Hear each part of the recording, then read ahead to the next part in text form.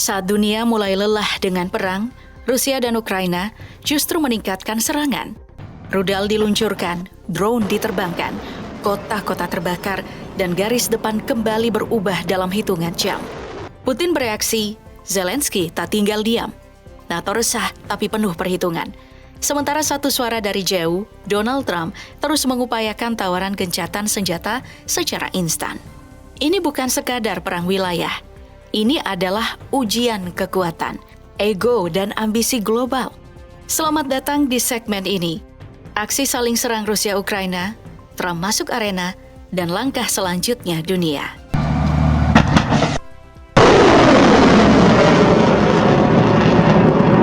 Saat rudal dan bom saling diluncurkan di antara Rusia dan Ukraina, langit Eropa juga ikut bergetar. Sebuah jet tempur Su-35 Rusia melintasi langit Estonia, wilayah NATO selama nyaris 1 menit. Mungkin terlihat seperti insiden terpisah. Tapi jangan salah, ini bukan sekadar pelanggaran udara biasa. Apa yang terjadi di langit Baltik adalah bagian dari pola besar. Rusia ingin menunjukkan bahwa medan konflik tak hanya di Ukraina. Su-35 yang melintas itu adalah bagian dari tekanan strategis, uji reaksi, provokasi terukur, dan yang paling berbahaya, kemungkinan eskalasi yang bisa berubah menjadi konfrontasi langsung antara Rusia dan NATO. Tapi konflik sesungguhnya ada di langit Ukraina dan Rusia.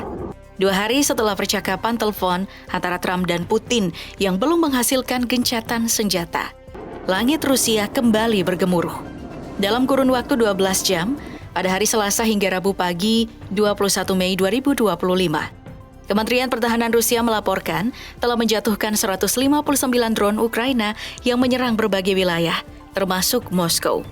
Serangan ini merupakan salah satu serangan udara terbesar sejak konflik Rusia-Ukraina dimulai lebih dari 3 tahun lalu. Dampaknya apa? 3 bandara Moskow, Domodedovo, Vnukovo, dan Sukovsky langsung menangguhkan penerbangannya secara berkala. Sementara itu, Rusia melancarkan serangan balasan dengan rudal Iskander ke tempat latihan militer Ukraina di Sumy, menewaskan 6 prajurit dan melukai lebih dari 10 lainnya. Serangan ini terjadi saat unit tersebut sedang melakukan latihan di lapangan tembak. Ini tentunya merupakan pukulan berat bagi militer Ukraina.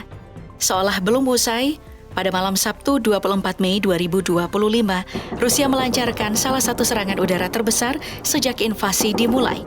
Sebanyak 14 rudal balistik dan 250 drone Shahid diluncurkan ke wilayah Ukraina, dengan ibu kota Kiev sebagai target utamanya. Ukraina sebenarnya merespon dengan sistem pertahanan udara yang berhasil menembak jatuh 6 rudal dan 245 drone. Namun, puing-puing dari drone yang ditembak jatuh menyebabkan kerusakan signifikan pada infrastruktur sipil, termasuk menyebabkan kebakaran di beberapa distrik, menewaskan sedikitnya 13 orang, melukai 56 warga sipil, termasuk anak-anak, dan memaksa warga Ukraina mencari perlindungan di stasiun kereta bawah tanah.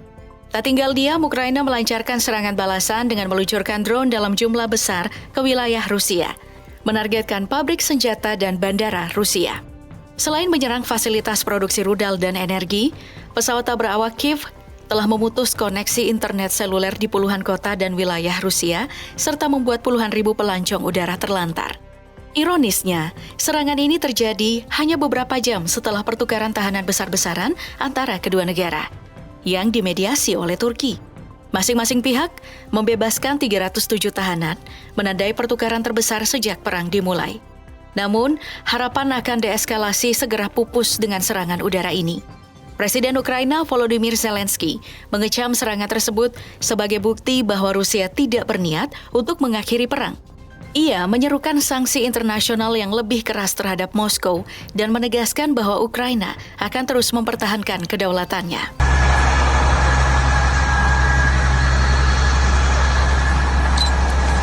Di tengah gemuruh serangan drone dan rudal yang menghantam kota-kota di Ukraina dan Rusia, satu suara dari Washington mencoba menenangkan badai. Donald Trump, Presiden Amerika Serikat, menawarkan sesuatu yang terdengar asing di medan perang ini, gencatan senjata. Donald Trump dalam langkah mengejutkan mengusulkan gencatan senjata antara Rusia dan Ukraina. Bukan sekadar wacana. Mantan Presiden Amerika Serikat itu bahkan menghubungi langsung Vladimir Putin dan mengklaim bisa akhiri perang ini dalam 24 jam. Turki merespon dengan cepat. Ankara menawarkan diri sebagai tuan rumah negosiasi. Meja diplomasi pun disiapkan. Delegasi Ukraina hadir, perwakilan NATO datang sebagai pengamat, tapi satu kursi dibiarkan kosong. Vladimir Putin tidak muncul dan hanya mengirim delegasi berlevel rendah. Absennya Putin dalam forum ini mengirimkan pesan yang lebih nyaring dari suara rudal. Moskow belum siap untuk damai. Atau lebih kepada tidak tertarik pada perdamaian yang tidak sesuai syaratnya. Trump di sisi lain tidak menyerah. Setelah panggilan telepon selama 2 jam dengan Putin, ia kembali membuat pernyataan. Ia mendorong agar negosiasi ulang digelar, kali ini dengan format yang lebih tertutup dan tanpa tekanan media. Vatikan menawarkan diri untuk jadi tuan rumah, dan kali ini Trump yakin negosiasi akan mengakhiri perang. Namun skeptisisme langsung mencuat. Banyak analis menilai ini bukan sekadar manuver pasif. Ini adalah bagian dari strategi Rusia untuk mengulur waktu, menghindari tekanan global, dan menciptakan narasi bahwa mereka bukan pihak yang menolak perdamaian.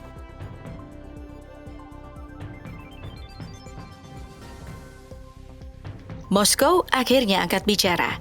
Putin menyambut baik inisiatif Trump, tapi dengan catatan.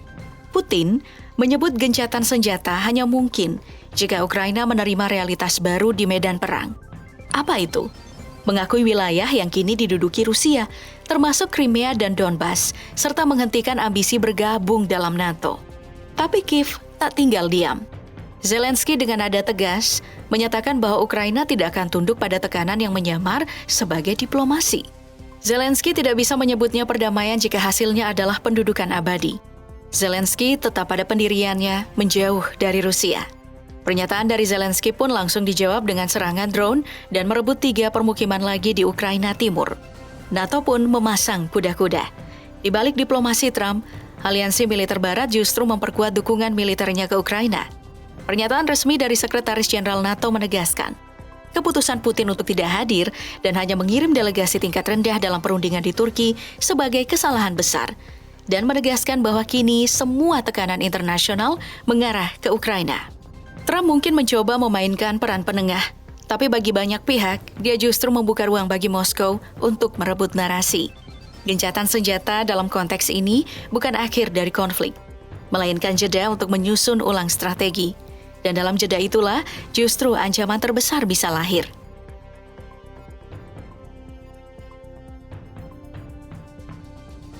Perang ini tidak lagi hanya soal peluru dan wilayah.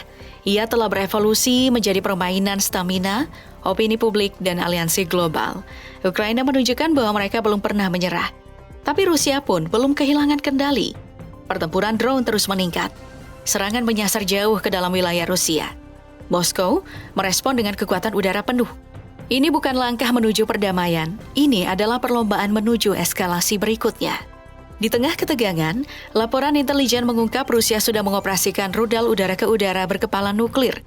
Ini bukan sekadar ancaman, tapi sinyal eskalasi serius yang bisa mengguncang stabilitas global. Kehadiran senjata semacam ini membuat setiap langkah diplomasi jadi taruhan besar. Perang ini semakin dekat ke ambang bahaya yang sulit diprediksi. Sementara Rusia bermain dengan rudal nuklir udara ke udara, Amerika merespon dengan uji coba Minuteman III, rudal balistik antar benua yang dirancang untuk membawa hulu ledak nuklir. Meski uji coba itu diklaim rutin dan tanpa muatan, pesan strategisnya jelas. Amerika ingin Rusia, bahkan dunia tahu, mereka masih siap dan punya taring. Tapi di luar medan perang ini, Trump mungkin akan terus mendorong skema damai versinya. Tapi tanpa kehadiran nyata Rusia di meja perundingan, semua hanya jadi bayangan harapan yang mudah menguap. NATO berada dalam dilema. Mendukung Ukraina berarti resiko konflik terbuka dengan Rusia. Tapi membiarkannya sendiri bisa menghancurkan kredibilitas kolektif mereka. Dunia berada di ujung ketidakpastian. Dan jika tidak ada pihak yang benar-benar menginginkan akhir, maka perang ini tidak akan berakhir. Ia hanya akan berganti bentuk lebih senyap, lebih kompleks, dan lebih sulit dihentikan. Karena kadang dalam medan perang, kemenangan bukan tentang siapa yang menguasai tanah, tapi siapa yang mampu mengendalikan narasi.